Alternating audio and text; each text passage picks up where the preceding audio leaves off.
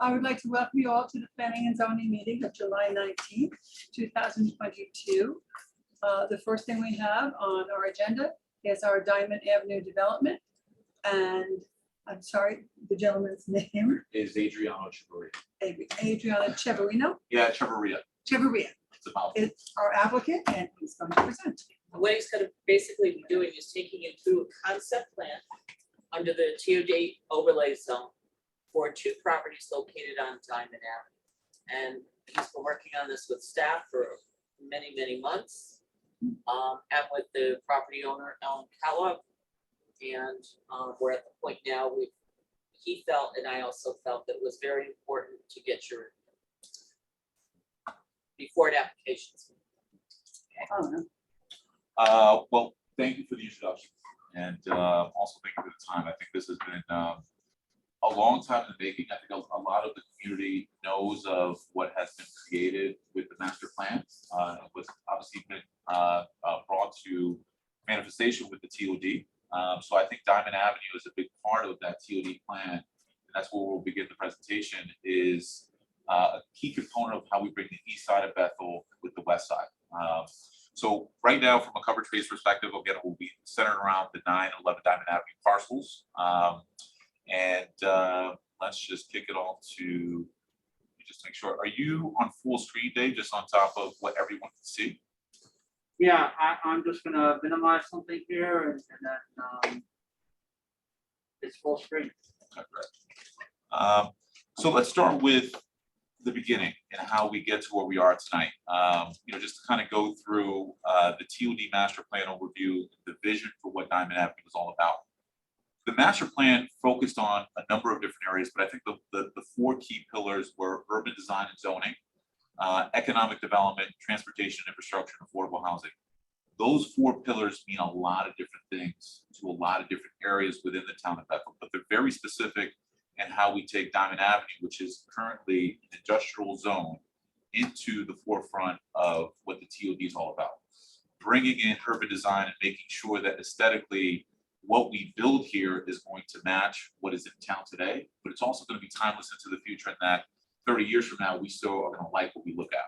Affordable housing, I think, is not only topical for the state of Connecticut, but for the US in general. How we look at affordable housing today, in my personal opinion, really needs to be redefined. It is not only about, it means so much to everyone, whether you're young, a senior, whether you're married with a couple, whether you earn 6 figures. The median income in Upper Fairfield County, on average, I think now within the 7 towns that make up Greater Danbury area, it's about $136,000. So even looking at it from an AMI perspective, it's very expensive to live here. And I think part of what we're bringing onto this project is to exceed what is the minimum of earmarking 20% of affordable housing. And that's basically my background. What I've dedicated all of what I do from a development perspective is really looking at different ways to bring in important parts of how we look at affordable housing within a community. We'll talk a lot about that tonight. The key strategic goals, here's just highlighting a few. And there are many within the TOD master plan. Pedestrian bridge, which is the absolute anchor of how we take these parcels and bring them into the fold and bring in the public realm and the green space that's so important into Diamond Avenue, into the overall center of the TOD. A community gathering space. I think right now we do have several community gathering spaces within town, but what we're going to propose tonight would truly bring a larger green space as proposed within the DPC master plan. A walkable neighborhood.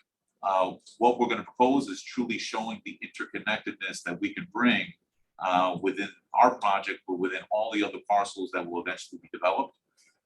Open space network, which in the public realm, critical on how we look at open spaces, how we bring in different people from different communities, all within participating what is the roots of Bethel, which is music and arts. I mean, I remember this place as a kid, and it still holds true today. And I think that is the fabric of how we built and designed our development. And then the action plan, how do we bring what we want to building it? And I think of the TOD plan, I've paraphrased it here, is the new neighborhood center area. And I think that's really key in how we look at a neighborhood today. For the people who have been here for a very long time, for those who eventually will move here, I think this new neighborhood center area is really critical on how we develop it. We'll talk about that also at length. And of course, I can't talk enough about art and music and technology and how we bring that to really the next generation of people that live in this town. So lastly, what you see here is depicted in the black arrows are 9 and 11 Diamond Avenue. 9 Diamond Avenue is the larger of the two parcels. It's made up of about 12 acres, currently 3 self-storage buildings on site. What you can't see here is a little bit of about 3.5 acres of wetlands that make up the back portion of that parcel. We'll talk about what we intend to do there. And then 11 Diamond Avenue is the skinnier of the two lots. Currently 3 buildings on that parcel, and that is the very famous known Kellogg hardwood manufacturing facility. So we go to the next slide, and believe me, at any point, please, ask me to stop if there's any questions. I think here I really want to encourage a general dialogue because there is a lot of information. I think it's important to make sure we absorb what we're seeing because there's going to be a lot in terms of what's put in front of you tonight. This slide is come together on multiple different pieces. Let's start with the lower image on the left-hand quadrant. Again, the right dotted area is the 2 parcels, 9 and 11 Diamond Avenue. All of the other areas on that north side are the parcels, the remaining parcels that make up Diamond Avenue. You can see that 9 and 11 make up the vast majority of this area. And in my personal opinion, is truly, again, the anchor of how we start to shape this new neighborhood. Across the street is equally as important. Right now, we have single-family dwellings there. Eventually, what was obviously proposed within the DPC plan was to bring these into the overall revitalization of Diamond Avenue. We could talk about how we look at that as a town and from a development perspective, but ultimately this is the new neighborhood, both in size and in shape. If we move to the right, the upper image there, the illustration is what DPC had put together as a rendering of what the town feel would look like in this new neighborhood. Very pedestrian and bike friendly. That is a key theme about what the west side is, but what the town of Bethel has done a great job today. Bringing in people who walk everywhere and encouraging that within our retail centers, which have been very successful around that pedestrian traffic. The lower right-hand image in the quadrant there is the site concept. So you can see that all of the buildings that face Diamond Avenue, both on the north and south side, are majority retail, with some residential above and open spaces as well. We have taken the model for which has been put forth within the town and tried to truly master what it is the community wanted and shaped many years ago. And I think we've done a good job, and you'll see how that's all come to use. Ultimately, the key takeaways from this slide is that when you look at the existing conditions, truly again, taking industrial land, which is really at the very heart of the train stop that you can see there, bringing in the beautiful pedestrian bridge in order to bring in all that foot traffic as a destination from other areas, but also for the population that lives here. Ultimately, the key part of all of this is also creating a community that's not only a destination, but it's mixed use, that delivers and achieves all of the pillars that we talked about before. So now kind of absorbing all of what the master plan is and the vision for which was created, we go to the next slide. Which again is a aerial view, Google satellite image of what we are. You can see we've got a great place to start from. And that place is a lot of green. We want to preserve that. And you don't need me to tell you that because you figured that out many years ago when the master plan was created. In order to preserve and bring people in, not only from the community, but from other areas to enjoy the public realm and the green space, we want to make sure we don't make that blacktop. And how do we do that within development? This is where we'll start to talk about what we're looking to do. So right now you're looking at an aerial view of our site concept. We're going to go through the segments that make up our proposed site. And right now, this is a lot to take in because what you're seeing is, again, a lot of green. You're seeing trails. And I think right now what I'd like for you to take away as we go through and walk through the multiple parts of our site concept are we've incorporated, let me actually take a step back. I think when most people take a look at any development, from a developer perspective is how do we maximize the space with as much density as possible, which maximizes profit, right? We've taken a completely different approach here. Back of the envelope, the calculation on 12 acres, rule of thumb, kind of, is 30 units per acre, roughly 300 units. We are not doing that. We're not proposing 300 units. We are trying to maximize more green space than we have flat space. We are trying to bring in the most progressive, green, affordable housing project, not only in the town of Bethel, but in all of the state of Connecticut. I'm going to talk about how we're going to do that. Not only are we going to do that, but we're going to make the best looking buildings you've ever seen. And I say that with a lot of confidence and a smile on my face, but that's what I'd like for you to take, because right now you're seeing an aerial view of some green roofs and how we've incorporated a lot of green space and solar panels and trying to make energy efficient buildings, et cetera. So right now, all of the majority of the buildings are set on 9, a little bit on 11, but you can see the pedestrian bridge up there in the far right-hand corner of 11. I think one of the great things that we've incorporated here is how do we altruistically and economically give back to the town as a partnership so that you don't have to look to buy land to build that bridge. And this is a key piece here of how we work together and bring in the bridge for the community and talk about the different ways of how we can make that and accelerate that process so that horizontally, now other developers, of course, it's a competitive process. We will also look to obtain the other parcels as well and build horizontally. We'll talk about this horizontal build out because by all means, go for it. On the pedestrian bridge. Yep. Has that been approved by Metro North, or is that still in the works? From my understanding, it is not. The first thing you have to do, we talked, I'm sorry to interrupt, Adriana. First thing you have to do is first talk to the state. So we did the TOD plan, we did this, we did that, came up with an alternative crossing. They did not approve. They said you need a pedestrian bridge. So the next step we did was we developed concept engineering plans using the UConn engineering, just to get an idea. Third part is we need the land before we can apply for any type of grants for engineering purposes. We don't have to have the land in place in our hands, but we have to have, here's where it's going, folks, and then we go from there. Thank you, How Beth. many units are you proposing? Well, let's go through the whole presentation. I'm sorry to interrupt. Okay. But let's hear the whole presentation and then we Yeah. can go from there. Just going back to the pedestrian bridge, I think right now what we've been making, you'll see that in the renderings, is taking the kind of business plans renderings that the town has provided and ensure that the site has enough flexibility and utility and space to bring it in.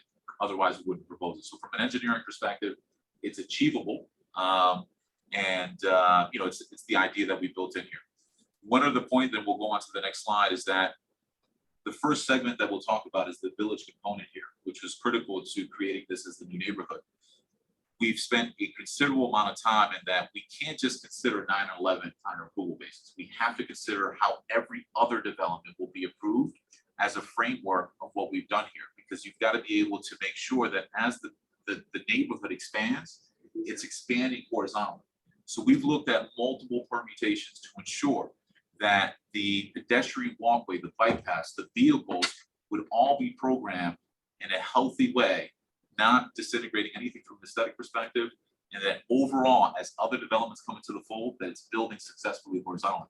You'll start to see how that all comes into play in the next slides. So we'll go to the first segment, which is this is locations. I'll quickly go through this.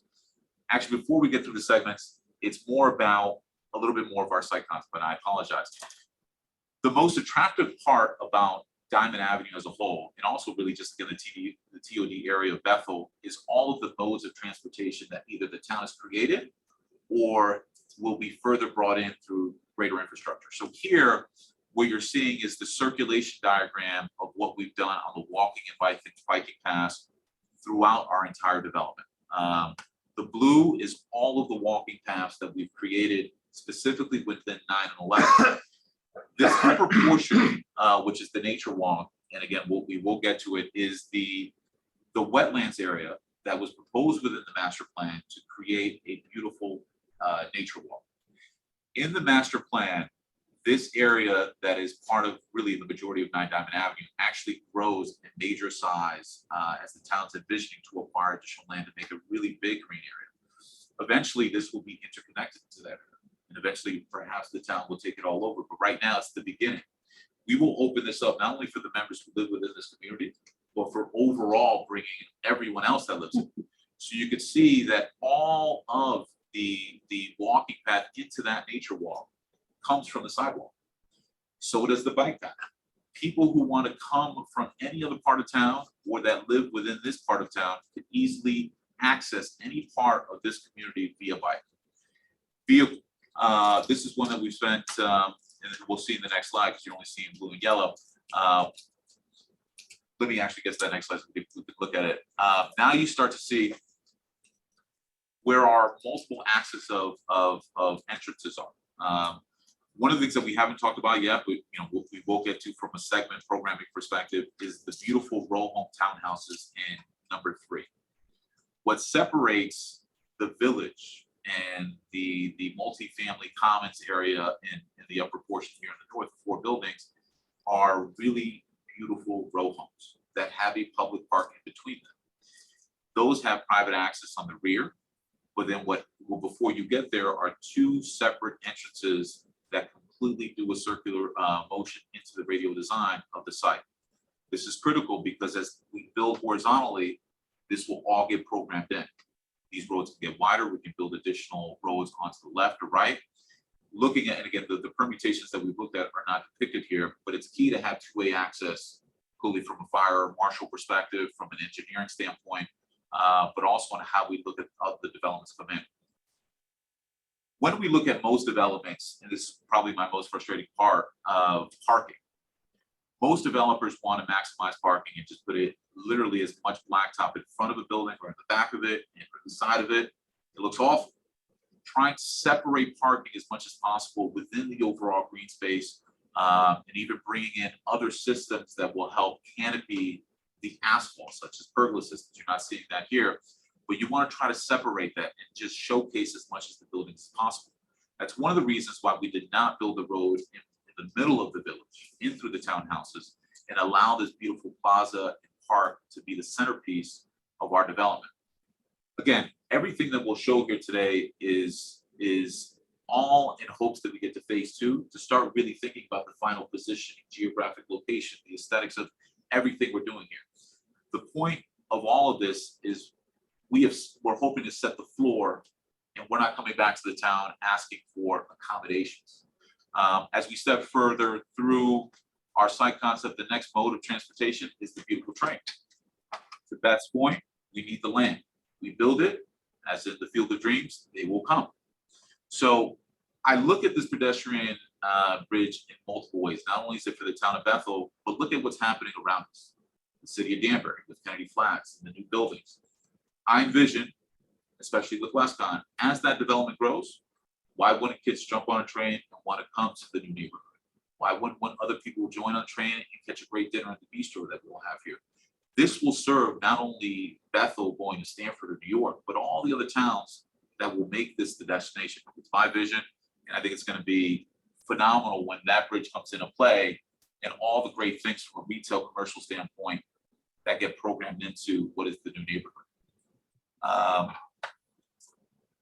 apologize. Let's see. We will. Here we go. So now we get to finally our first segment, and let's go right to it. So this is a panoramic view across the street on Diamond Avenue, south side. So the single families looking out into what would be the village. So right now, the Bethel Village store in what I call building 1 here is what you would find in Bridgewater. You walk in the Bridgewater Village store, you can get a great lunch, breakfast, you can pick up the essentials. It has high foot traffic with those that live within the area. Bringing that as more or less the anchor face, I think will serve well as the first development on Diamond Avenue. Could it be something different as the population grows? Absolutely. We've left a little bit of the program to the left, to be determined. But ultimately, what you're also seeing here is a high visual aesthetic content, right? There's no vinyl here. There's no low quality materials. There's no flatness. What we're trying to deliver is buildings where people could say that's impressive, that want to live here, and that down the road, it's still worth going to. Oftentimes, what you see with retail and commercial is that over many years, the buildings start to fade over time. That's important in what we do here today. So these buildings we're trying to bring into the fold of, yeah, they're beautiful to look at today, but they're also going to be really beautiful to look at later. And that also makes ownership and development responsible, because in order to maintain these, you've got to put money into it. Building B, which is the all brick building, is a combination of commercial and retail on the, actually retail on the bottom. We'll talk about what that retail is in the next couple images, and then residential above. The residential above, approximately in this building, is about 25 rental units. And then all of the lower level on building 1 is all commercial space. And then what you're seeing within the 2 buildings is what is our beautiful plaza, bringing in, again, foot traffic that lives within the community and then without. Before I go to the next image, any questions on this? And again, I've chosen a sunny day, but it also looks quite nice when we light it up at night. Now we're zooming in from an aerial view. Let me start with what you're seeing on the rooftop. We are and will work very closely with a number of our third parties on how we make these buildings most energy efficient, both in solar energy or in the green roofs, and also what we're doing within the overall infrastructure within. Each of these buildings are contemplated to have a very high R rating, but moreover, in what we need to do and think about from a water and sewer usage perspective. And that's where working with engineering and our third parties is going to be critical. I mean, we don't need to just turn on the news on any given day, and this is headline on what we need to do as a population to be much more conservative around energy, water, and sewer. But apart from that, we will get to that part of the presentation where we talk a little about that a little bit more at length, is the plaza. The plaza, aesthetically, again, you're seeing a beautiful paver system, which goes into, again, the theme of what we're looking at from an engineering perspective instead of just pure asphalt, and how people can come together within the programming of retail in between those 2 buildings. And again, residents in the 2nd floor and 3rd floor of building B. Another view shot of building 1, where again for this rendering, we're looking at a bistro restaurant. I think when I think about Bethel, again, not only is it about music and arts, but it's also about food. And having that third variable come into play in a really good way in the plaza is kind of what we thought about here. Again, having that pergola system act as another cool way of having eating and enjoyment underneath a covered area. What's above the retail in this business? So in this building, what we've contemplated here, and that's one of the things that we'll talk about, and how we have solved for lower density. Right now, in that 2nd and 3rd floor is self-storage. One would never know that if you walk by, because we would truly dress it up in the way that you see it here. But if we take a step back, a big part of what any developer does today is try to really bring in that self-storage within the overall development. So instead of plugging it in and programming it within the 4 buildings or within our townhouses, we use it here, which helps us not need to bring in so much density in the first development, right? So instead of trying to propose 300+ units, the self-storage business as a whole will help us really, in that overall density count. This is also really important in terms of the studies that we've done and how we also bring in additional foot traffic. I anticipate that a lot of the self-storage will be absorbed by the rentals and the townhouses that already live there. Downsizing and then use someplace. Yeah, and it also helps with creating green space, because the less density you have, the more green you will create, but also that we don't have to program additional storage areas within the building. It is no surprise that when you look at any TOD across the country, these units have only got smaller, right? So people do still have a lot of stuff. And if you could build a beautiful building that allows for foot traffic to come in Then every time someone needs to go to the storage unit, they're conveniently at the village store. They can pick something up. It creates the momentum of people coming out of the door, and you're seeing them go to the village. And that's why we partly programmed it here at the front versus any other part of the site. We're now looking at a nighttime shop, and this one is very dear and very close to me because you're at the bistro looking at now what I'd love to create as a arts and music building. That is what I want to dedicate the entire lower retail level to. The art gallery in the middle would be conveniently located for the art studio workshops that we would create for the local artists within Bethel. And we would do that and try to create that, working with Janice in the economic development area, as effectively low rent as humanly possible. So that now we have a center of arts, food, and bringing in the music lab that is so critical, not only for the professionals that are in their older age, but on the backside of this building is where I'd love to bring in the other studios that are for kids, learning about music and learning about performing arts, and all coming together here, so that when it's all done, someone could be on a night playing their beautiful guitar. Someone could be holding a great venue within the art gallery. And it now brings over the people to the east side to see what we're doing on the performing arts building here in Building B. Again, everything would be beautifully lit. So now let's pretend that we've finished dinner at the plaza, and we've got a coffee in hand, and we want to enjoy at least a little rest stop, and we want to go for a stroll. So we go to the next segment. So just stay with that image for a second, because what you're looking at here is the vision and the present imagery of what we wanted to build for row homes and this kind of townhouse concept within the community. Every one of these buildings are high grade, very expensive to build, particularly because of their window style and the facade that goes into it, and not to cheat or in any way what would really all come from a great relationship between buildings. So I'm just going to quickly jump to my next slide, because now you get to take your coffee and walk through what is a public park within a private area of two segments of row homes that look into a pathway, a walking pathway with pedestrian, with seating capacity in the middle galleyway there. But then every segment within this public park is programmed sectionally to have some sort of activity: ping pong, yoga, a quiet area,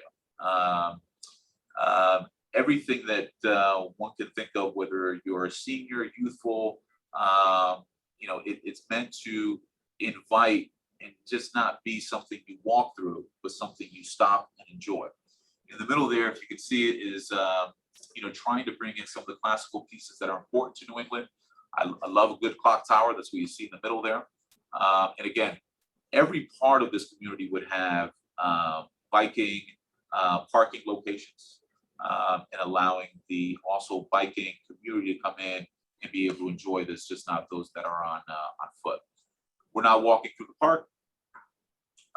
You can see that, again, how one would enjoy it, whether you're with your son, your daughter, whether you're sitting on a bench enjoying your cup of coffee, ping pong, etc. Townhouses, rental, or sales? These are for sale. I think this is a great question. I'm glad you asked it, because I don't want to glance by this. Is that one of the challenges that we have seen not only here in local community, but I think across the country, is that if you just make everything rental, it becomes very transitory and becomes challenging to manage, especially, who knows, there's new ownership and he's not as nice a person. I think if you bring in permanent housing, it becomes much more sticky and much more diversified neighborhood between a village, permanent housing, and rental.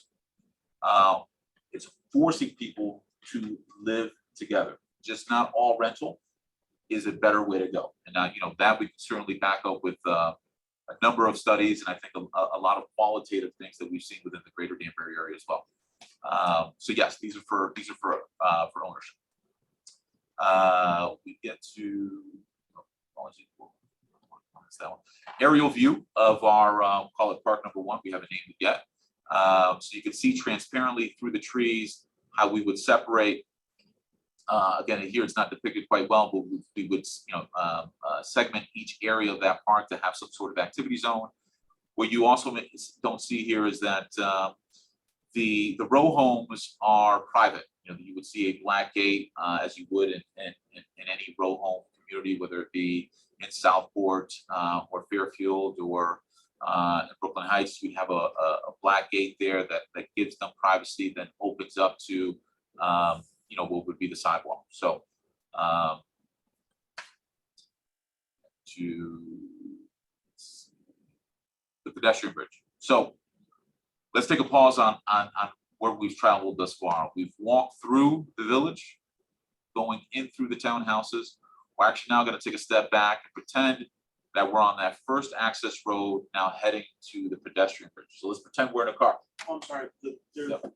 two buildings there, 3 and 4, I think they are. Yeah. Those are both townhouses, Correct. Yeah. both sides. Yeah, well, you're seeing them, you're seeing them as blocks, but Yeah. imagine 25-foot frontages Yeah. separated all the way through. Yeah. So there's about 16 in total, 8 on each side, Okay, and both of those will all be for sale. all for sale.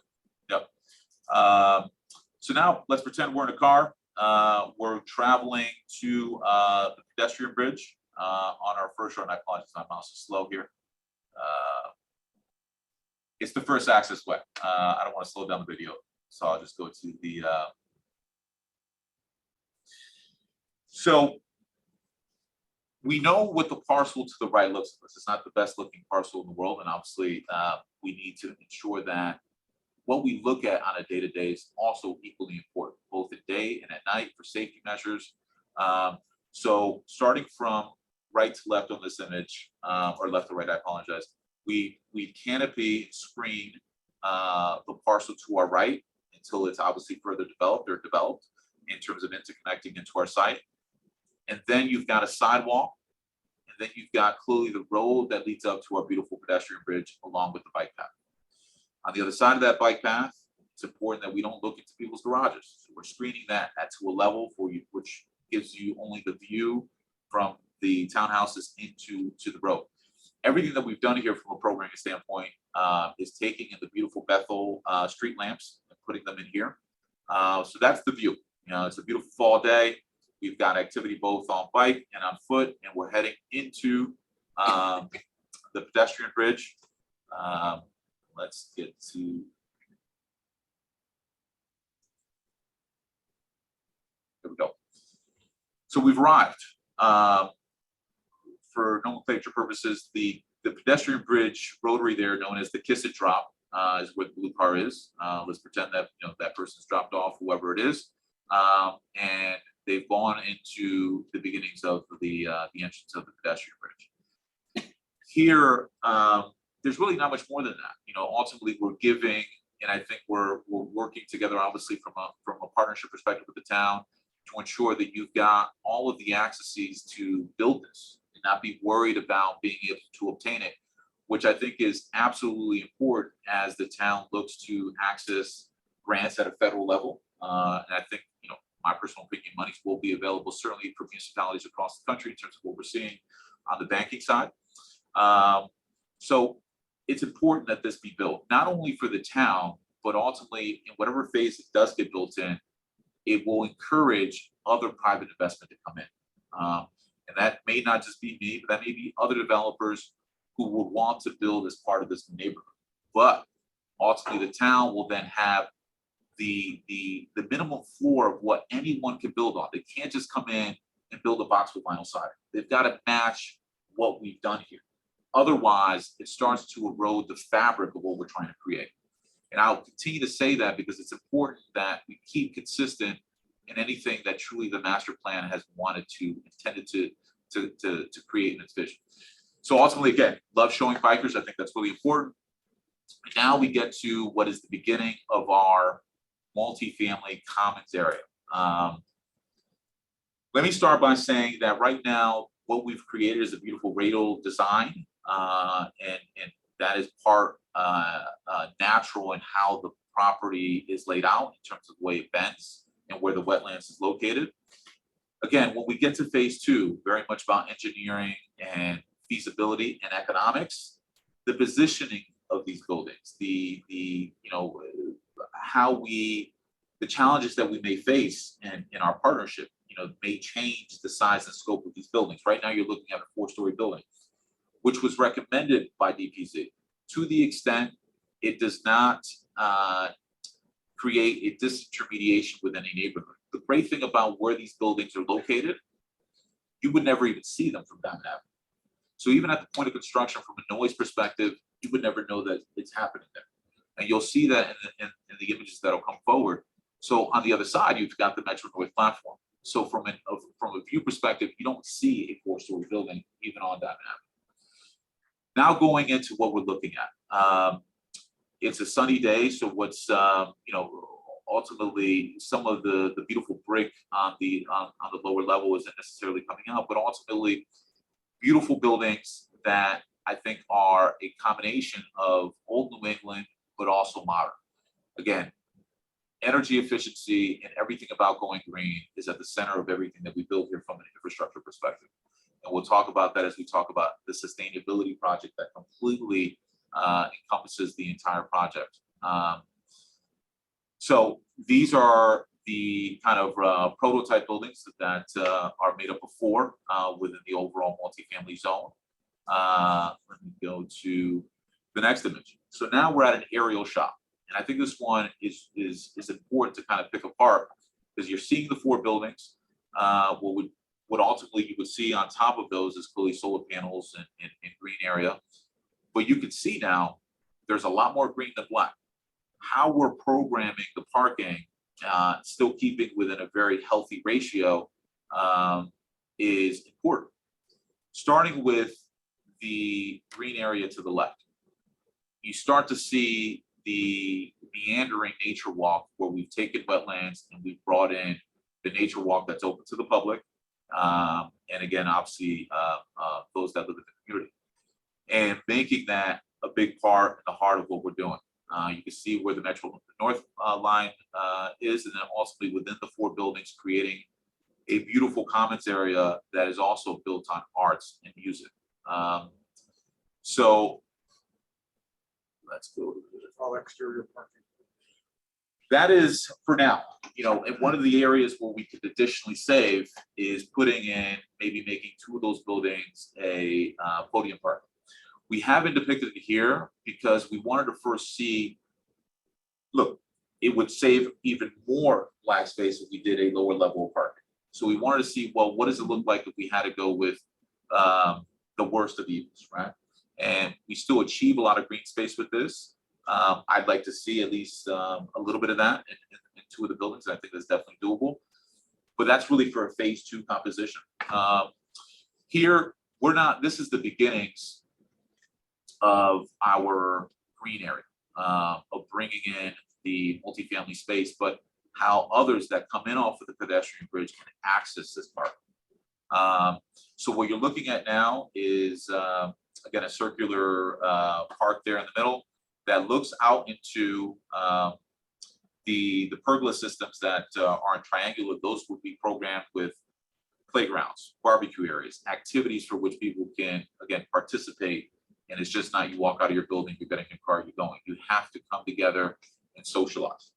Let me get to the next slide.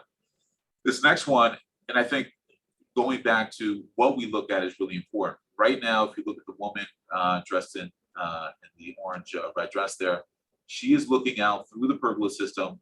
And what you can't see there because we haven't programmed it yet would be one of the entrances into the nature walk, entrances to our community garden, but also the sustainability project, where we really want to hammer home on all of the different projects that we could do to really bring an education around reducing, reusing, and recycling what we eat, how we throw garbage, the water, and all of the sewer that goes into how we live within a community.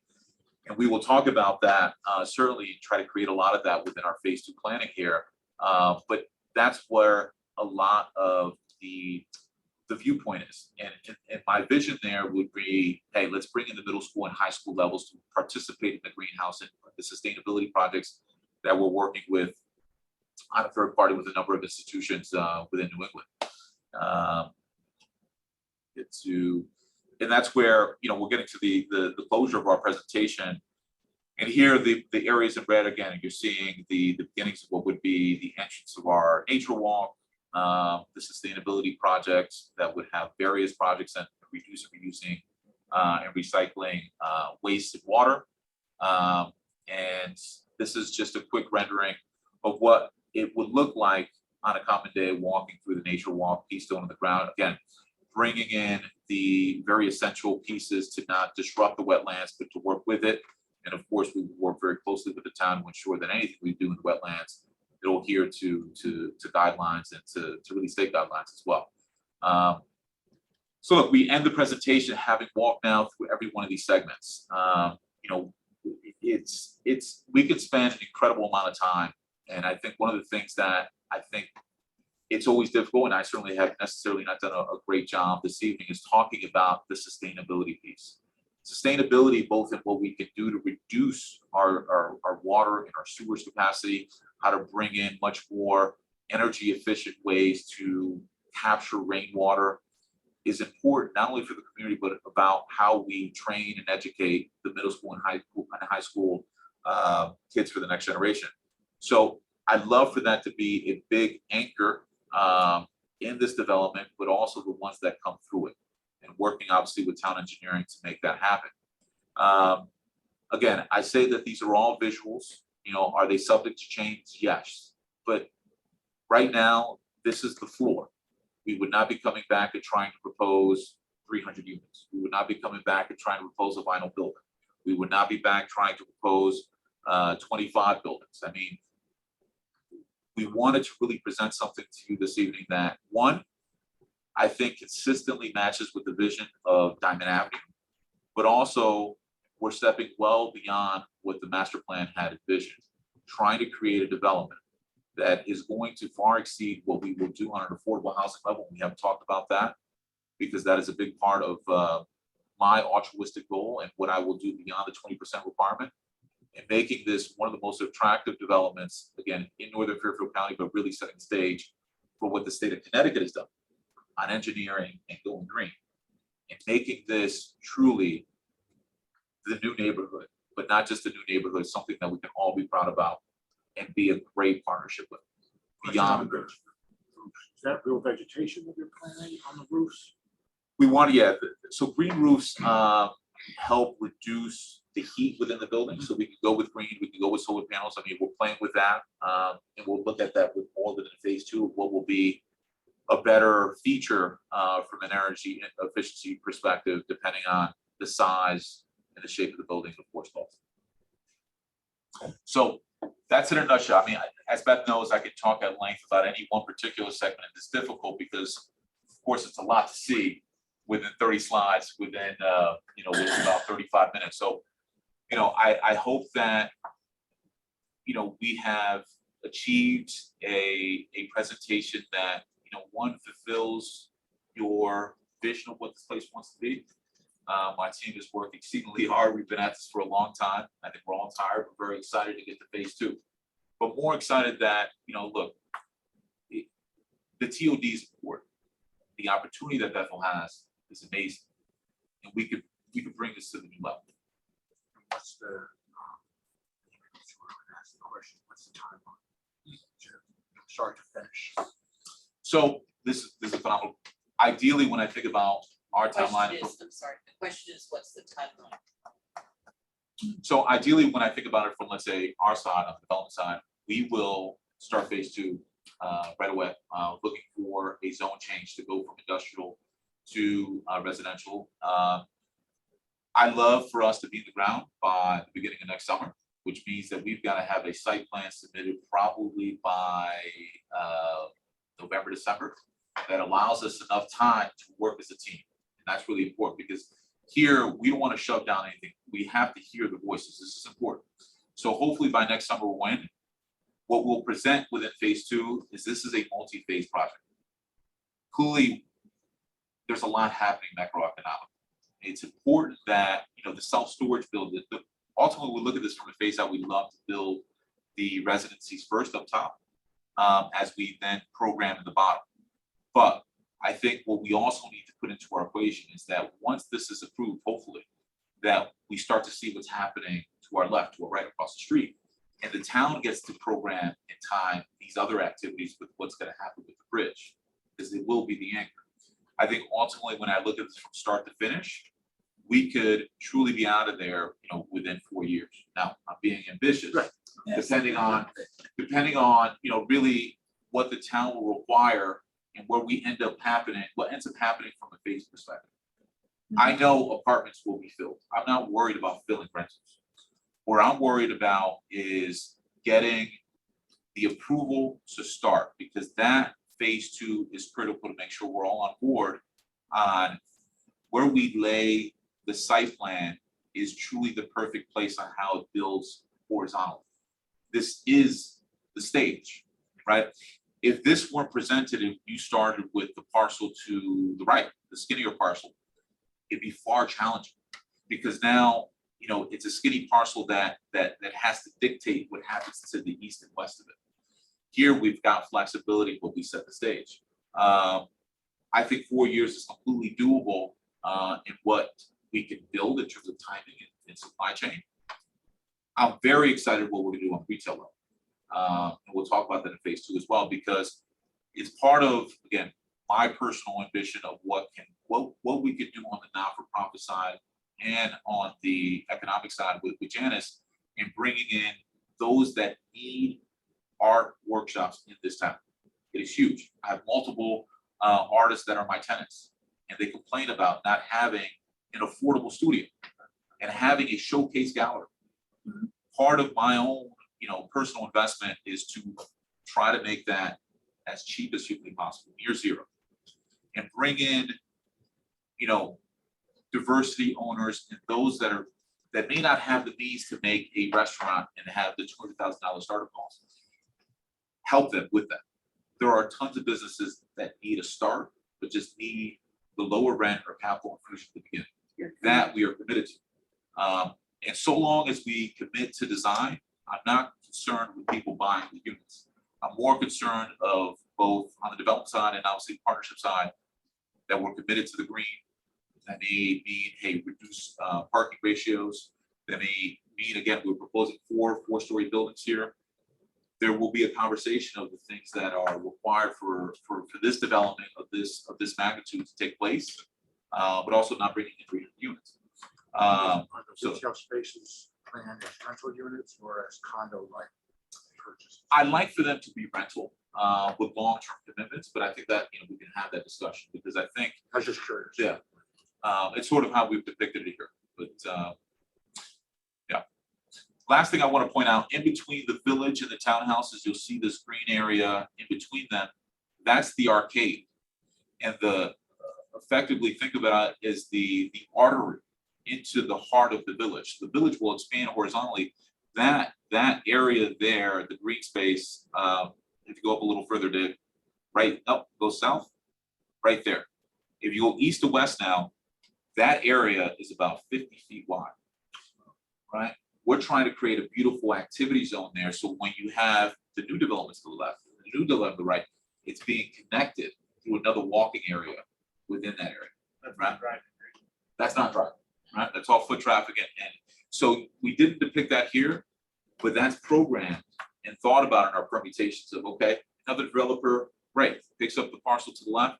The town now can require, hey, you now have to build a line with this beautiful 50-foot arcade that's being programmed through.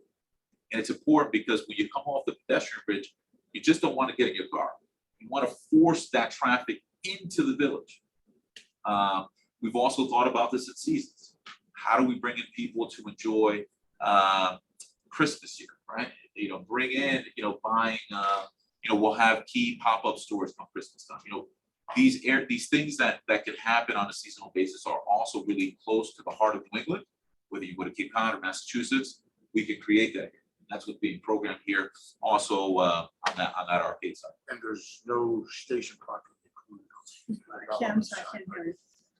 No train station parking on the residential side. As kiss and drop. as you Yeah, it's said. kiss and drop. You could, but as part of the presentation that the town has put forward and what we've seen, It's just a kiss to drop. I mean, we programmed a few spots there, but it's not meant to be the parking lot across the bridge. Correct me if I'm wrong. Where are you starting the storage building, the two buildings in front? Dave, if you could point more to specific? building A, that, the second and Right. third floor, that would be dedicated for self-storage. All of the lower level is retail. So, but my point is, for your, that is your starting point, those buildings there in front? That is the village, yeah.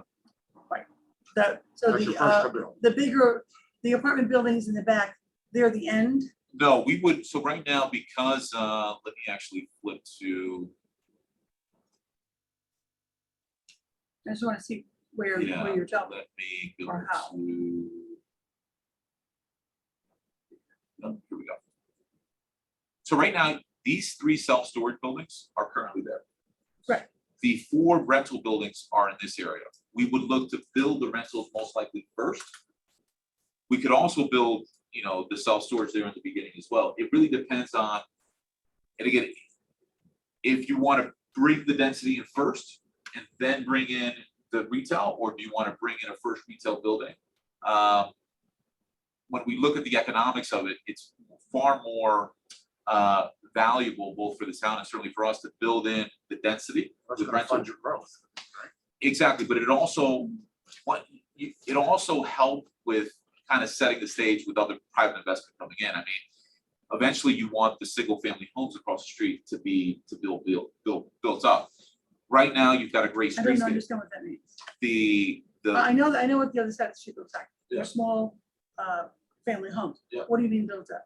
Well, I can, if I could just Sure. answer that. Please. When you talk about, when we did the master plan, we Right. talked about the other side of the street would be perfect for, similar to the townhomes that are proposed in here. You know, if you take 10,000 square foot, put 4 brownstones in it, it goes Oh, up so a little change. bit, Buying and changing. right? Oh, okay, I know, I understand. And you know, it's tough right now because I can talk about, again, the number of permutations. I think right now, if you imagine the 4 buildings, let's just say hypothetically they were built.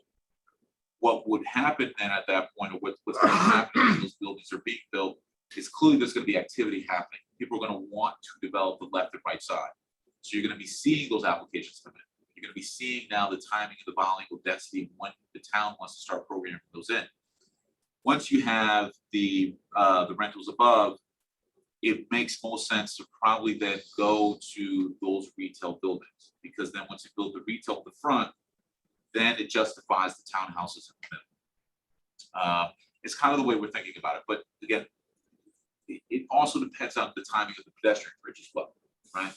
We don't need the pedestrian bridge for all the activity that's happening between 9 and 11, but you're going to find that once this starts, you know, people are going to certainly want to get to Diamond Avenue and develop it even further. So people are going to be asking, well, when is the pedestrian bridge? The pedestrian bridge is gonna be a good draw for the renters. You know, Yeah, they can just go over the of bridge and get course. on the train. yeah, and that's the other piece, is trying to reduce, because right now, if you are trying to take the bridge, you're going to have to get in your car, drive all the way over, right? And unfortunately, we can't do a walking cross, but these are all great questions, which we're going to have to hammer on in phase 2. And So the key to all of this is the pedestrian bridge. well, Before the apartments are I done. think we have to take I don't know who we talked to, but getting rid of the parking past the train station. I looked at this, like, I wanna go to the bistro tonight and have dinner, but where am I gonna park? I'm gonna park at the train station and walk over. the No, bridge, no, walk no, to the that- village. no, look, that's actually I a live great, on the other side of town. that's so- actually a It's great. It's only a $5 ticket. I do it all the time. Come on. So I know the guy that gives the tickets. Thanks, Rich. So if you decide to go to the bistro, there's dedicated parking in the village. You just, we've hidden it behind building B and behind building 1, so that you don't see it when you're walking on Diamond Is Avenue. that the yellow area? That is all yellow. So what is that behind though, that like hedgerow you had there? Yeah, so to give you a sense, In yellow. number 1, that Yellow has is nearly parking. 20 parking spaces. Can you flip forward a couple slides? There was I just wanna, keep going. You had the one with the walking, there's people walking, keep going. One more, I think, or 2 more. Yeah, keep going, there's 30. Oh, here, I think you were Yeah, here. No, keep going. There were actually Yeah, it people. was in the beginning. It showed like the other parcel of land on the right-hand side, showed like that whole, it's forward. Let's go to the very beginning, go slide by slide. It was Just trying to get a visual of how that would work. We had the ping pong. Whatever. Yeah. That was much later. Yeah, it's gotta be later. Let's get to, Yeah, that was towards the end. Yeah, right. Right here. Right exactly. there. Okay. You went pissed. sorry about that. One more. Yeah, there you are. So that we're looking at the back of that's the townhomes, right? Yeah. You're saying behind that wall and those hedges there's parking. No, that's well, fine. behind the hedges are the parking, the rear parking for the townhomes. For the but- townhomes, but the first building, it'll be the Yeah. parking for that building. And the parking for that building and visitor parking for the village is about right now nearly 40 parking spaces. It's difficult because you're seeing it from an aerial view. Yeah, that's what I'm trying to Yeah. just figure how it would work. Because, like I said, I'm looking at this like this is attractive. Like I wanna come from my side of town to go check it out, go see Yeah. the band that's playing down in the middle, on Friday night. Absolutely. One of the things in this site has more flexibility. Right now, what you're not seeing is there's a lot of gap. Let me kind of go to so you can see. We are not using this 100% capacity. There's a big swath of land here that could be pushed up to create more parking down here. There's, we could reduce the size of the buildings a bit to bring in more parking. We have not maximized all of the space most efficiently because we wanted to look at almost the worst case scenario saying, pedestrian bridge doesn't get built for 15 years. And this still work? The short answer is yes, by still having enough parking so that the inner community that exists here can actually use it. Not only that, we looked at a scenario where the pedestrian bridge doesn't get built and no other development happens. This is the only one. And I always think of worst case scenarios, and I think the town should really look at that because if this is all that ever happens for the next 10 years, does it look good? Will it match? We've wanted to create something where in the worst case scenario, it works, both from what you look at and what will eventually happen. And economically, it certainly works for those that are on the lower level and will work from a parking perspective if we had to bring in more parking and still keep with the 2-access road into the site. You'll see that in phase 2, where we lay out, the worst case scenarios of this not happening. And I think that's key because it's important that we don't promise the dream here, not understanding what could happen in a worst case scenario. Is there city sewer out there? There We is. have to Oh, bring that's that it. down there. Could you say that, could you ask a question? I'll try asking for the city sewer on Diamond Avenue. Yeah. We have to bring it in. Could you show us the part where cars are coming in Oh, sure. on Diamond Avenue? Because you're going to get right now, before the other side of Diamond is built, you're going to get flack from the people across the street. Well, Yeah, I just want to with parking, when you come in, well, in connection to the other side. you have off Farm Road, you can come in through here. And then you can also come into the site. David, you can show because my mouse is too slow. From Diamond. There's 2 entrances from Diamond Avenue. 1 and then 2. But You're talking about reshaping the entire Oh, neighborhood, yeah. creating a new one. Yes. Oh, yeah. Yes, yeah, This is absolutely. a watershed moment for the town. No, yes. And You said something Oh, it is. in the beginning that this is urban design. Bethel is not urban. So we're talking about turning Bethel, literally turning Bethel into the new Danbury. That's why, So- what I'm looking at is this area. Well, let's. Who is let's- this going wait, to wait, wait, touch? wait. That last comment you said, say that again, Turning Bethel into the new Danbury, into the new Danbury. More urban. more urban. So you're saying that we're becoming more city? Oh, yeah.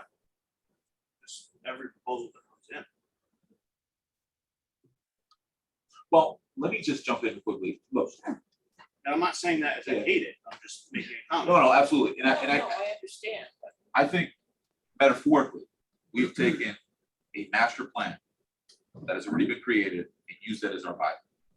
There isn't a single thing in here for which the community did not already envision. So when you look at the master plan, it talks about this one very key pillar, which is, let me just go to it. On urban design and zoning. It's not that the town, I think, is converting itself, let's say, into the new Danbury or urban. It's the town has decided within its vision to revitalize Diamond into a multi-use community. And how best do we do that with bringing in public realm, green space, nature walk, retail, commercial, townhomes, and economically work in an inflationary environment, right? So I agree with you to the extent that the town, the TOD, will expand. But you're either gonna have it expand with, and again, aesthetically, the town could decide how it wants to do that with what the buildings look like. But there's also a guideline for that within the master plan, right? It calls for high quality facade.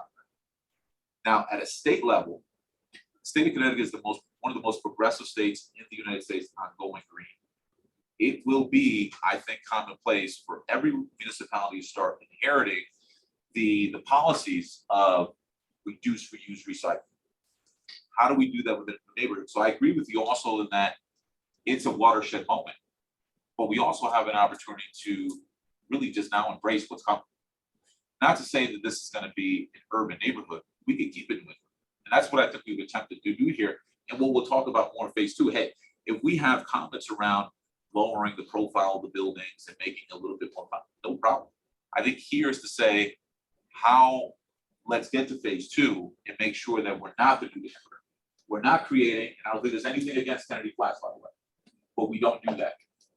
Kennedy Flats is built on high density in a metro area with buildings that are fairly linear, right? In a community that doesn't have a lot of interaction. Go to Kennedy Flats, you're looking at a lot of asphalt. You get out of your car, you go in a building. There's no activity there within the community. That's not the case here. So one of the things that will show, one of the things we've done is we've looked at every single development that has been built in the greater Danbury area in the last 10 years, whether it's Gary Michael, Dan Bertram, Kennedy Flats, doesn't matter who it is. We've looked at every single one of them. The things that were done right, the things that I think the town wanted but weren't achieved, and then the things that the state of Connecticut wants and the TOD in trying to bring that into the fold. So I think not only is this a moment for the town, but it should be a moment for the town to say, we have a higher standard. And how do we do that? Because this is expensive. Let's not forget that the price for creating this from a development perspective comes at a high budget. You can only create that when there is a give and take on both sides. You know, that self-storage business, building in the front is critical in lowering the density, but helping us bring in more green space, but also helping the economics of the project. So I think I said a lot there, but hopefully I've addressed the comment that, look, I don't want to create that. Otherwise I wouldn't propose it. Because that's not what Diamond Avenue would become. I think the challenge, if I can say it, is that 5-letter word. Because people in Bethel will, there is already sentiment about it's not, Bethel isn't what it used to be. Sure.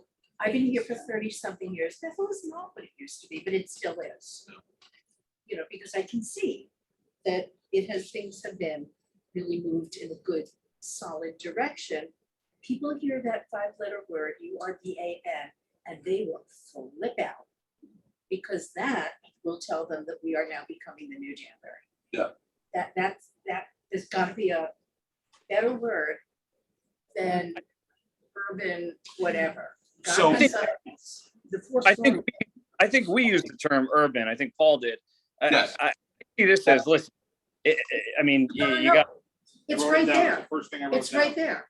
well, it's Went over very That the- came out of the TOD though. That came The out of the master plan. TOD was written before COVID, we Yeah, so in we my, wrote and approved the TOD, guys. I can't speak on- No, we good. No, we get it, we hear you, yeah. you know, I I can comment for a second Sure, please. on his little history. What you're seeing here is actually in the history of urban planning. At the turn of the 20th century was the Garden City concept, Garden City, Long Island. The Right. key, if you want to look at it, is look at Sunnyside Gardens in Queens. Now, Queens is obviously very urban, but Sunnyside Gardens is what you're looking at in a small respect. Just what they did is they wanted to move vehicles outside around the perimeter of a village and leave the interior for pedestrian traffic, which is a concept that Adriano has picked up here. Right. And so this concept is a return to the idea that you can live in an urban area with a less urban style, more green space, the roofs that we're More talking about. walkability. And so it's, and again, if you want to say, what's this turning into, is what's Bethel turning into, quite honestly? It's actually the new Richfield, not the new Danbury. Yeah. This Hey, Neil, Anyway, is much more what they're doing in downtown Richfield. Which is not exactly a bad place to be economically for a community. Your name for the record? Yeah, my, Neil Marcus, urban historian. yeah, we still don't know what those For 4-story units are gonna be. rentals and for sale. Oh, I'm sorry, the 4-story buildings are, they're rentals. You know, how many units we talking? So right now, Four buildings. look, right now, there are no one particular number. Right now, we're looking at, when we look at this permutation here, what we're at, we're below 200 rental units total, right? Because you have rentals in building B, the front, and then you have 4 in the backside, Residential rentals or total rentals? residential rentals. And it's a mix of 1, 2, 3 bedrooms. Even to the TOD is 1 and 2 bedrooms. So how many are in those 4 buildings in the back? It could be shaped to be anywhere between, let's say, 150 to 170. And they have to be 4 stories. Well, they don't have to be, but the moment that you make them 3, you have more buildings. Mhm. And now you take away more green space, and you add more parking, and now you're bringing in more water and sewer. It takes away, Well, I understand. and I think there, what's important is that you don't see them from that avenue, right? So you won't see 4-story buildings when they're built. Even if none of the village and none of the townhouses were there, you wouldn't see those buildings. You won't. You wouldn't. I'm gonna have to go over there and take a look. Well, Right now, we're doing something, and it's a big building, and it's in a very residential area, and we're getting a lot of You can't flack. just got. Yeah. Just, yeah, right. But why don't you think 4 stories? and we can provide a rendering from the architect that shows what it would look like from that now. Yeah, and what's around it? Well, we would can see, be very helpful. we can see what is around it right now. So right. that's an So actual what I'm rendering getting of what's also there is right now. Well, that's Run what it it- that's- again. That's what Okay. it would be. Okay. What's there right now is this. That's exactly what's there from aerial drawing. That is what I needed to do. Yeah. Thank you. So Not to speak for Kitty, I don't. if you're here, if you see my cursor, given the vegetation and the topography of the land, you don't see those buildings, especially when we put the landscape in front of them. So the landowners, to the single family homes that again will eventually be programmed to the TOD. In the first phase, you don't see that. Oh, That's me. I slipped. um, Yeah. May I speak? Question, or Oh, please. is there still a question Oh, open? please, go right ahead. So as I understand it, you're talking about developing in phases. The residential phase of it, that's down the road, that depends on the success of the what's being built in the front. No, the residential. The other way around. Okay. So, I'm sorry, so the Before- apartments in the back, the Yep. circle. Yep. Is the first phase. Ideally, yes. The Diamond Avenue facing portion is the second phase. Ideally, that is the second phase, yeah. Thanks for that clarification. The walking trails and green spaces at the back, the intent is for that to remain under the same ownership as currently, or is that going to be conservation easement or otherwise? I'd like to see under a conservation easement, but that's part of phase 2, because right now it's on private land, but the vision of the TOD is to have that be a much bigger green space. We are not opposed to eventually or now thinking about how to make that part of town, because even in phase 1, we'll build that, we'll create it so that the town can start using it right away. That'll be part of phase 1. And phase 1, we will also create the sustainability project, right? So all of that is part of it. So, yeah, so and then that also gets to then a second question about access.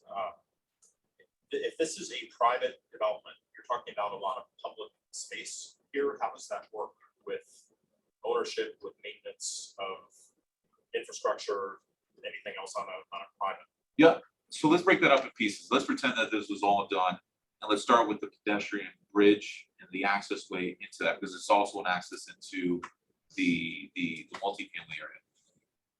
I think we have to have that conversation, because ultimately, if we're cutting, when we look at this from a subdivision standpoint, and cutting a swath of that portion of 11 Diamond Avenue and essentially giving it over to the town to build the pedestrian bridge, part of that is, well, what are your thoughts about them maintaining and helping with the infrastructure to bring into that pedestrian bridge? You know, does that become a town road? You know, that I think is easy to figure out, because I mean, yes, it's a road that could be accessed into the multifamily, but eventually that road will also be used by the other developments to the right. Right? It's just our first one here. Right? The one all the way to the left, I think, truly is much more of a private road, but that'll also have sidewalk that the public can then come onto and, you know, use and get to the nature walk prior to the village being built. So we've thought about that right now to say, okay, well, if it takes 3 years to build all these multifamilies, but you built the nature walk, then how do you give people the way to get into there? So we would build a sidewalk there.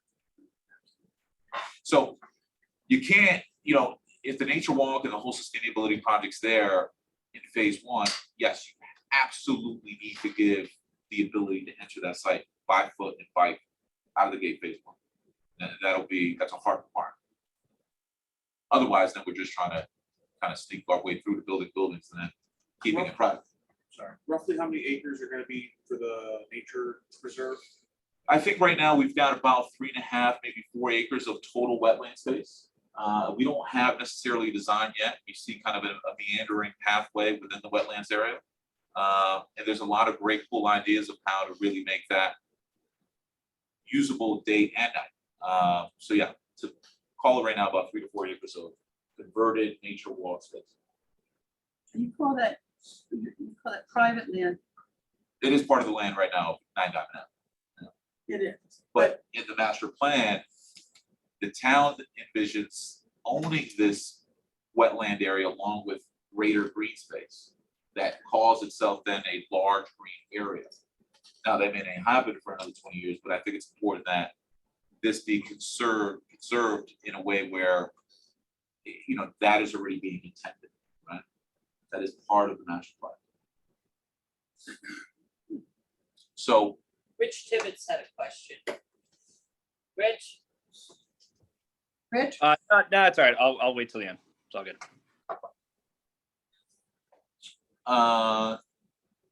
so what else? I mean, I think, One thing, go ahead, sorry. one thing I do want to say, you know, as far as the TOD and the town, is that when the TOD plan, when we worked on the TOD planning portion of it, we really focused on the industrial areas and the areas around the train station. And when you look at outside of Kellogg hardwood floors and the storage facility there, you look at the rest of the street, and I leave it to you to come to your own conclusions. But then, and you have to understand what TOD, and I talk like an old town Yankee. I can remember the day when Al Kellogg wanted to do the self-storage unit. I can remember the time that he wanted to do an addition to his building down there. And the whole town was in an uproar. Yeah. An absolute uproar. And that was prior to him moving in there. We had something called Culligan. Culligan was Culligan was next door. Culligan was That's next right. door. Up all night, different hours of the day, all this stuff, keeping, you know, the whole neighborhoods up all night. And now we have the property next door who is renting out to a multiple, who knows what. I go down there for chickens, illegal car repairs, things of that nature. And it, so, I mean, huh? It's pretty messy. I've been down there recently. But what I'm saying is, those were the areas where we focused on higher density, higher calling for green space, or, you know, using imaginative, using ideas to keep us going, like the plan is called, going forward. Stability. And of course, you've all been exposed to a lot of negativity on, let's face it, if you read the social media, which we all should, but, and, you know, we have had some controversial applications and site plans and such over the years. But this truly, I think, is a great attempt at trying to implement a plan that you guys have done less than 10 years ago, which is very unusual. And if you want to see a concept like that that is actually working, Brookfield Center, we used to be Oh, I know the Four exactly. I've been there. Corners. Yep. The Brookfield Village, Mhm. actually, with all the naysayers, and all the people who Oh, said, no, "No, no, they don't," that is actually coming around. Yeah, no, I've been there it's working. recently.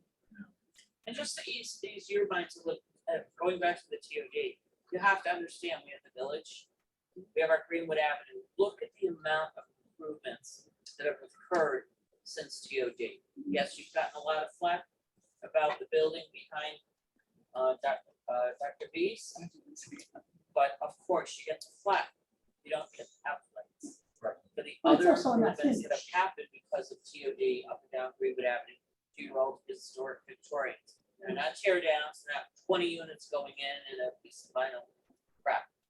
You know, there's thoughtfulness doing that, so your village is being preserved. This is an extension of the village, or the new village, or however you want to call it, and it will be associated with pedestrian bridge.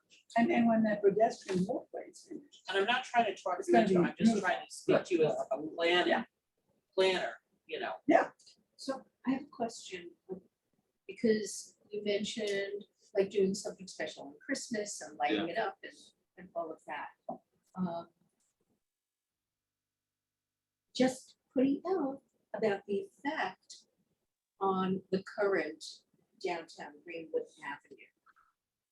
Avenue. Will this create a competition? Will this create a symbiotic kind of a thing? Because they're actually very close to each other. Really good question. This is actually something I was Yeah. thinking about today. Could be. And honestly, I think this is a two-part response. One, I do think I thought about in great detail because I think the Planning and Zoning Commission and the TOD has received all sorts of challenge files. I think in preparation of when we do go in front of the commission, hopefully within months to come, that we're coming already with an audience from the artists, from those who need the retail programming space that we have already reached out to be in that audience, because we're already going to be looking for them as potential tenants out of the gate. And I think that part of making this much more well embraced is starting that community engagement ASAP, because we're committed to making that building a arts and music location, both building 1 and 2. And that goes to now the response of why it isn't a competitive situation. When we look at Greenwood Avenue, I'm looking to do something different here. Let's make this more about the arts and music, which is at the roots of Bethel, which wouldn't put us in a competitive situation with Greenwood. And there is a population that needs it. So that's kind of how we're attempting to do this now as we go for the zone change and we get into now site plan creation is already starting that community engagement, creating a list of people and businesses that need this space now. The holiday offering would be much different. Well, And they would be. yeah, Rather you have the tree lighting and people singing, but the artists and the music down at the other end to be a whole different. I hope you agree Well, with that. and I hope you guys don't think I'm being like No, negative or I'm just being devil's advocate here. Because Greenwood Avenue is Route 302. You go sit at Edison Kitchen for a nice meal and you're listening to trucks go by at 6 o'clock at night, and this, you're not gonna have that. No. You're gonna sit at that bistro, it's gonna be quiet. There might be somebody playing the guitar in the corner, yeah. you might meet a friend that lives, you know, in one of these units and you just come down there for a quiet night. So, and I'm not saying I dislike it. I think it's the potential is huge. I think one of those buildings in the back, and you reach out to Westcon, that's dorms now. You have kids coming from the train to live, that don't want to live downtown Danbury, they want to live in Bethel, but they're Yeah. not the train to get to Midtown campus. Yeah. Because that's very doable. And I think that the possibilities are really endless, especially with the expansion that can happen. But I just think as a commission, we need to be real and realize you're gonna, for lack of a better term, kill a neighborhood. That whole neighborhood across the street from there with all those little houses, all those little capes. I hate saying little cape. I live in a little cape. You're talking about killing that neighborhood and redoing it. But unfortunately, or fortunately, however you look at it, the writing's on the wall. The grand is right there. The grand is right there. It's already started. It's moving down. Again, I'm not being negative. I'm just coming from a different side. I'm being real. I like it. I mean, like I said, if this was built right now, I'd be leaving here and going to get dinner, or going to get a cup of coffee. This is the realism that I think is really important, because what you brought up is what was put in the master plan. You could see in this image what DPZ was thinking. Knock down every one of those homes and create a townhouse retail location front. Now that's not going to happen tomorrow, No. but ultimately You're going to get a lot of flack. That's where I think the evolution and the timing of that needs to happen in phase 2, because eventually, whether it's me or someone else, there is a evolution of what this will become based on the master plan now too. And I try to stay away from it tonight because the buildings in the back are meant to be this, when we looked at it designing them, they're ultimate utility that could be set for seniors, right? We have to look at those buildings Oh, around what the town They have a needs lack right of now senior housing. and what the town is gonna need eventually, right? We have all of that economic data. So I think, again, when we get to phase 2 is, yes, we need to think about the artists and the people that we're gonna program in the retail levels, but then let's think about the other part of the population that needs affordable housing. That's right. Affordable housing isn't just, sometimes it gets the stigmatism of it being lower end, lesser educated individuals. It's not. I have been affordable housing. I grew up in affordable housing household. I've been around it all my life. I have a long list of affordable housing tenants. I have single mothers who earn $150,000 a year, earning, that have 3 kids. Their concern isn't food on the table. It's how do I get my kids to college and afford it? That's an affordable housing tenant, but that's not the definition under the United States of America and under Connecticut. That's not the definition. I have seniors that are phenomenal, that earn really good money based on their inheritance and basically the state.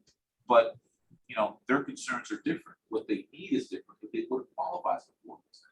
We need to completely look at it differently and think about what the requirements and needs are of people in this community that don't fit that definition, that need housing like this, that have the tools where they can be social, that don't live in a 500 square foot unit and just walk out and it's just, there's nothing there. This is we have to think about that phase 2. This is just about filling it, let's say, with just, it's let's figure out the need, but also that the buildings are programmable for down the road. And I think that's really important. To say, you know, X amount of these are gonna be for senior housing only. We absolutely do. Now, I wouldn't commit to it tonight only Of course, yeah, no. because I think Nothing tonight. I've seen enough of the data and I've seen enough of it with my tenants of kind of understanding what the need is. But I think we have to also think about that and saying, all right, well, you know, what the economic cost is on our side, because they need an 88 compliant unit, which also the first floor is. But they also need, when they park, most developers forget that, you know, we live in New England. So when they get out of the car, it's snowing and raining, it's a hazard. So here, what we're contemplating in front of the buildings is a pergola system. They come in, they're completely covered from the elements. And they walk through a heated area to the door, right? That's already thought about in this building. So I'd love to have that conversation in phase 2, because it is a need here, as I've seen all of the tenants of my existing units, both in Bethel and Denver. I just bring that up because. It's important. I just for clarification, because I don't remember, when Carolus was talking about its different phases, if I'm correct, when they were going to do something with that very steep exit, What? they were talking about removing some of the Two of the houses. Are those owned by the Caroluses? Yes. Yes, they were. Okay, so they are not private owner. No. homes. Okay, this would be different somewhere down the road to induce some of these. Got it. I got it. Okay. I'm good. Okay. That was just my clarification. Sorry. I asked you about the timeline, and I think you said 4 years starting to finish. Ideally, just so you understand kind of the more, media timeline, the presentation tonight, what it took to get here. I mean, we've been at this for almost a year. And it's a year Oh, I'm of, sure. and we didn't want to come, and look, I think a lot of developers, you would not need to do that here. And I think Yeah. we have spent time looking at every development that's been built. We've looked at time the needs of the town. We've looked at everything that I've seen in the 20 years of owning buildings and multifamily fine. We've really spent an incredible amount of time, resource and capital trying to make sure that what we did tonight was not shorted by ambition, but truly founded on really good approach. You've done other developments. Yeah, my last building here is the white building across right behind and we own the old Smirnoff building as well. So- Okay, wait a minute, back up. We still Wait, two commission members. Hang on a second, the white building behind, I've been here 40 years, I don't know. 10 Worcester Street. 10 Worcester. Okay, and you said another, That's the South Street building, the old Smirnoff distillery building. Yeah. The Verde building. A lot of people know why. No, Actually, it's the Boggy building. the body. The Uh, building. So, Nobody knows smeared off the Verde. right, Well, it was this year. it was back in Okay, we have 1930. two commission members who haven't had a chance to speak yet. Bob, do you have anything you want to add? Bob Legnard, I'd like to make a couple of comments on this. please. I was there when the storage units went in, and there was opposition to that also. We were assured at the time that that would be something that the neighborhood could be proud of, and it turned out that way. Kellogg put in a nice building, Oh. kept it nice, took good care of it all over the years. And when we put in TOD, we knew it wasn't going to be an overnight success, but it was something headed in the right direction. And I think this is what we've tried to do, is head in the right direction with any kind of, TOD projects. And I think this project could be one of the best. That's all I have to say. Thank you. Rich Tibbetts? Hey, yeah, thank you for the presentation, Adriana. It was, first and foremost, probably one of the best pitches I've seen. Oh, my wife just turned the lights off on me, sorry. She has something- It was my daughter, actually. From a conceptual perspective, that's what we're talking about here, right?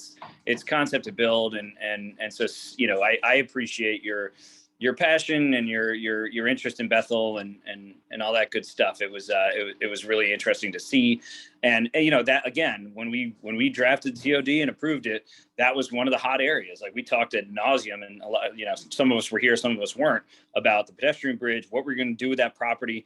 I think it's a fair point. I guess it's not really killing the neighborhood; it's evolving the neighborhood, right? Is it a monkey or a dinosaur? And I think it's evolving the neighborhood, to be honest with you, because right now, it's a nice building, that storage unit, but next to it is also a really ugly building that's been there forever. And so, I think it's one of those things where this has potential, which is what we're looking at now, to be, I think, a great benefit to the town. There's always going to be minutia and things we need to discuss about, how we link it to the other downtown, right? But Neil, you made a really good point, and I know you and I sometimes don't agree on things, but I see this as, when I was just in downtown Ridgefield today, and I laughed because I looked at the old Elms restaurant where we've all probably eaten, and probably some of us have worked, including myself. And behind there, this is a really interesting subject because they still have those beautiful buildings fronting the property, and behind it are, guess what, 4-story rentals. A lot of them that you would never see. Most people don't even know they're there. So it really is sort of, an interesting evolution of, and I really appreciate, again, the fact that it's not just mixed use, but mixed ownership, right? So it's saleable homes, right? So pride of ownership in the neighborhood, but it's also rentals. So I appreciated the presentation. I thought it was very interesting. Obviously there's always risks with these things and whatnot, but I think just seeing the vision was great. So I appreciate you taking the time and all the effort you put into it. No, thank you, Richard. I think some of the things that come out of your comments is, look, as we enter into phase 2, because I think informally we'll ask for the zone change and we'll start working on the site plan, is cadence and dialogue, right? We're not gonna give this to you tomorrow. Let's spend our time. This is a big presentation tonight. I'm not trying to jam it through people's throats. We're gonna go and ask for the zone change. We're gonna take our time with the site plan, but what we will do on our end as we get to site plan review is the community engagement part. I'd like to do that together because I don't want the commission to feel like there's gonna be an arms, people are gonna come in here up in arms, right? I want that dialogue with the developer and team to start that community engagement, to talk to the people who are the artists, the people who are gonna be renting here, to show up on that same night or the nights that this will be presented, to give another perspective. And I think that requires us to go out and make sure that we're also engaged with the community who's going to be living and renting in these spaces, and that we're not living a lie. That's number one. And 2, cadence. I think here, let's take our time. It's the first on Diamond Ave. It's a big one. It's the reshaping of this quote unquote new neighborhood. Let's make sure that we have this active dialogue. And it's important for us to hear as well. And there might be things here that we need to change. So You're creating a neighborhood. Yeah. That's what you're creating. That's whether, you're not killing, you're not urbanizing, you are creating a neighborhood from an old industrial piece of land that will connect to the other neighborhoods throughout the downtown area. That's what you're doing. Make the other neighborhood thrive as well. If I can just also add, there have been attempts at providing, and I'm talking about graphic arts, I'm not talking about music arts, but there have been attempts over the years to have graphic art presentations in Bethel on Greenwood Avenue. Sure. The place that is now the shoe Yeah. sneaker place, if I recall that. Right. That was going to That's be. one of the attempts, yeah, That Bethel was Arts. gonna be a Bethel Arts thing, if I'm correct, also where, it's right across From where Burger Peter King. Eckert and the candy place. That was also going to be used as an arts thing. And along Greenwood Avenue, it's really hard to do that because of the space. So one of the benefits, if there are going to be graphic arts kinds of things to complement, this is really neat. And I do like the idea of the combination of private ownership and rental. I think that is really important. It is. That's all. I'm so glad you brought this up because it's actually one of the most things I'm wonderfully excited about. I'm excited about garbage and street artists, and I'll tell you why. In one of my very amazing trips to Argentina, what was happening in downtown Buenos Aires is that these amazing artists would take garbage from everywhere and make amazing murals across these beautiful parks. I mean, you weren't no longer looking at garbage, you were looking at art on a beautiful pathway. And that's what's possible here, is to recreate, bring in street artists, bring in artists that can truly take, again, just regular garbage and create something here. I mean, when we talk about the sustainability project, and it's a part 2 segment to this presentation of what can artists bring beyond just really beautiful stuff in an art gallery? No, it's how they can reshape just the pedestrian walkway to the bridge. And, imagine, you're a father, you walk with your son or daughter, you're explaining, what a depiction is on that wall. It needs to be that. There's more to looking at a pathway and just walking. And I'm trying to create something where when you walk, you're learning and looking at something that's enjoyable and it's an experience. It's just not a sidewalk.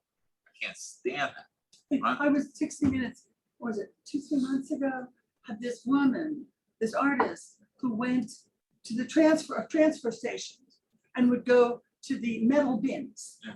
and would take all these pieces of metal out and the sculptures that this woman created. Yeah. I went, are you kidding? But then she I actually still watched caution you against using the go word through garbage art. to the thing. When- But when you're could you doing picture before the something public, like that that's in the these thing. walkways or something? Yeah. Spectacular. Yeah. So I think, Yeah. you know, if we just think about the last couple hours here, we all have great ideas, right? And I think how we make a less confrontational PNC future meeting is really that community engagement part and saying, okay, there's great ideas out there. I mean, and there's people out there that are true geniuses. If we just give them cheap rent, a platform to work from, when this becomes an entirely new neighborhood, I really do think that there's just amazing potential, especially as I see it with kids as well. Bringing them into the fold of having a music lab and an art technology lab. I mean, it's I'm a father, so I kind of, you know, romantic about the idea. So, I would just like to say thank you to the four of you, really. This is a great presentation, and I think we've learned a lot tonight. no, and honestly, if I had to give one special, I want to certainly thank Al, you know, because I think it takes someone to be dedicated to the vision of this, and certainly he's been more than patient, but also a visionary, seeing what. Look at what he built on Diamond Avenue. to Yes, start with. and I think Al deserves a tremendous amount of credit because I think that he believes in what this is. And without him, you know, I don't think we'd be here, but also, you know, thanking my team as well, who spent a lot of time, including Neil, making sure that this is something that we could really all be extremely happy about. We got a lot of work to do. And make It's great Bethel too. proud. Yes. Any night I come to a meeting and get a compliment from Bob and Rich Tibbetts about the matter we're talking about, it's a very successful night. I can And you leave on notice that he's note. been very quiet. Yes. That's very unusual He's been for Neil taking it all Marcus. in. He's usually He's right got there it. on the He's microphone. got it. Yeah. Adriana, thank you. Adriana, thank you very much for coming. Thank you. We appreciate Thank it. you very much. We'll see each other soon. We'll see you again soon. Absolutely. Appreciate it. We'll talk. You know that they want to lower, right?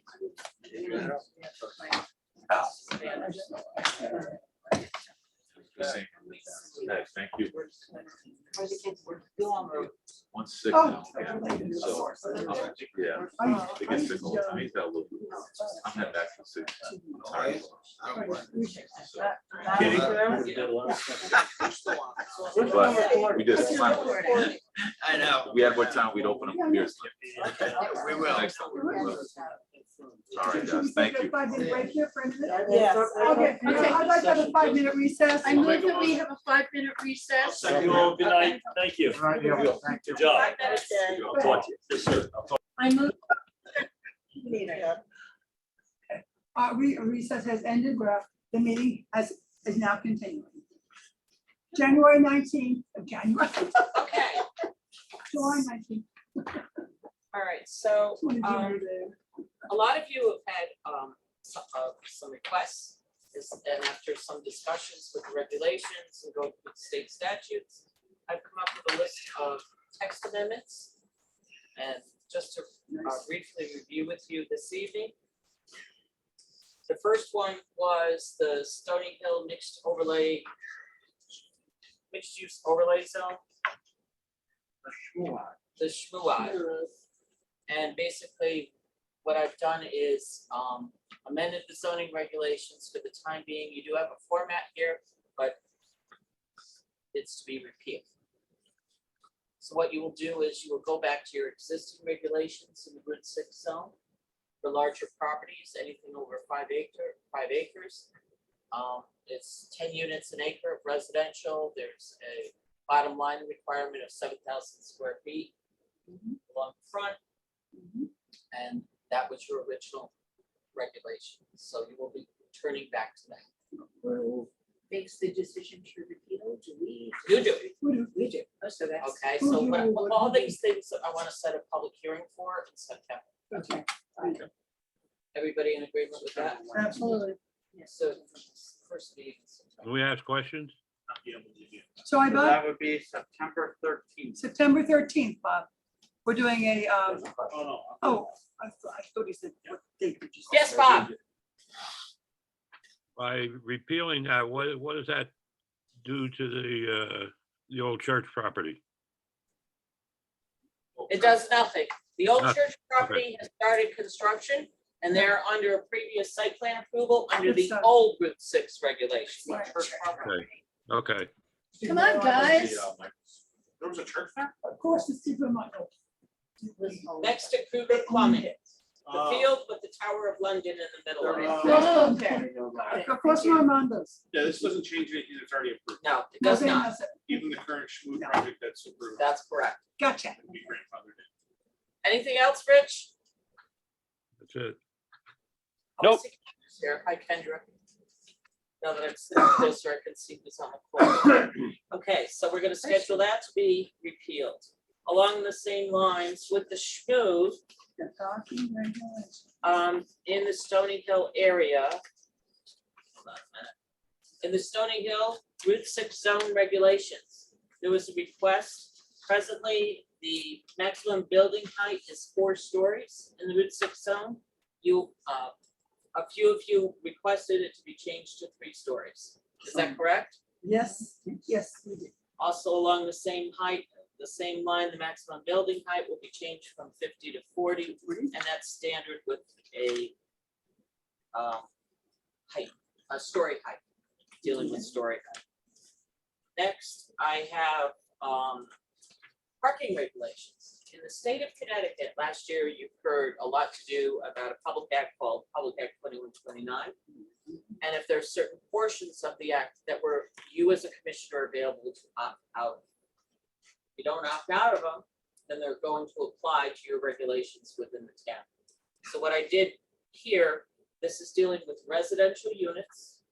And the state of Connecticut is proposing for 1 and 2 bedroom units, that the only requirement is that you have 1 parking space. Depending on the zone that you live in here in town, which I pointed out here, our parking calculations are different. You need 1.5, 1.5 spaces in a mixed use zone, plus 1/4 of a space for every unit in there. So it equals out to 1, usually 1 for 1 bedroom, 2 for 2 bedroom. And in a multifamily, require 2 spaces per unit. For 1 or 2 bedroom unit. It doesn't matter if you have, that's where you make up your difference in visitors parking. So I feel our parking regulations are more appropriate for our town. Everybody screams about parking, and I think we should stay with what we have. So you're gonna, and you all kind of spoke to me individually about that, so we're opting out of that. We have to have a public hearing, opt out, and we'll handle Agreed. that. We'll handle that at the September meeting. And lastly, Yes, definitely. our accessory parking Yes. regulations. The state of Connecticut, under the Public Act, is allowing accessory apartments in all single-family zones. And they can be separate from the main residence. So basically what you're saying is you can have 2 residential units on 1 lot, no matter what the size of the lot. Okay? And that's the only difference that would apply to your zoning regs. Your zoning regs now, you made the changes, you agreed with the state and said, hey, look, let's make it a zoning permit. Do it in-house, no more dragging them out to the zoning Or making them board pay or for a public public hearing. hearings and all these things. You made it very, very simplified for people to get accessory apartments, Mhm. with the one exception.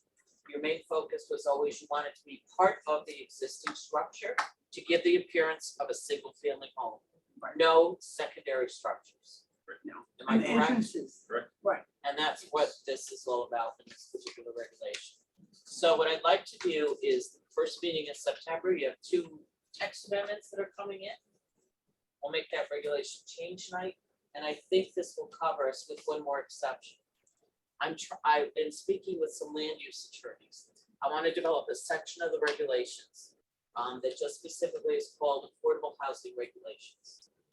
So any developer can refer to that and see in a residential zone, this is what you can do, this is requirements, blah, blah, blah. But it Specifics will be- also specifics are there, but it's also, again, something we can attach to anything dealing with 830G. And say here. If we don't, if you like an 830G, fine. If you don't like an 830G and it ends up being contested and go to court, Your Honor, here's our regs. There's allowances for this in this zone. They choose not to follow the allowances. You know, okay, so I'm gonna put that together too. I have your blessing to do that. Please do, thank you. And that's all she wrote. So can we make a motion to put these along with the affordable housing to a public hearing? I move that we I refer to. put the text changes along with the affordable housing Text change. text change to a public hearing on the first meeting in September, which is Tuesday, September 13th at 7. I'll second that. And I'll refer to the appropriate. All in agency. favor? Aye. Motion passes. And that's all I have for you this evening, ladies and Motion gentlemen. closed. Second. All in favor? Oh, Aye. go ahead. All in favor? Aye. Thank you, Ken.